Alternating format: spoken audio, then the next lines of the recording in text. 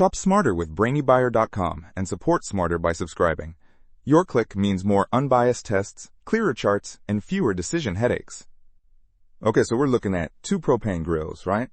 The Nexgrill Fortress and the Weber Summit S-670. Big difference in price right off the bat, huh?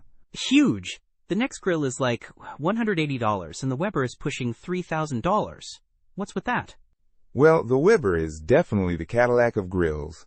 It's a full-sized, 6-burner beast with all the bells and whistles. The Nexgrill, on the other hand, is a portable 2-burner. So size and features are driving that price difference. Makes sense. What about cooking space? The Weber has a massive 769 square inches of total cooking area. The Nexgrill is much smaller at 263 square inches. Okay, so the Weber is for serious grill masters cooking for a crowd. What about power? The Weber cranks out 60,800 BTUs from the main burners alone, plus it has a side burner, a sear station, and even a rotisserie burner. The Nexgrill has a total output of 13,500 BTUs. It's designed for portability, not raw power. Right, portability. That's a key difference.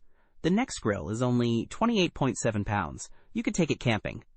The Weber is, probably staying put in the backyard. Exactly.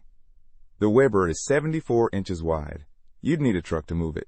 So if I'm grilling for a family, maybe tailgating, the Nexgrill could work? Definitely. And it has a griddle insert, which is cool. You could do pancakes on it. The Weber is geared towards someone who wants a full outdoor kitchen experience. What about build quality? I've heard Weber is top-notch. Weber uses stainless steel for the cooking grates and flavorizer bars. The Nexgrill has cast iron cooking grids, which are good for heat retention, and a cast aluminum lid. So Weber is probably more durable long-term?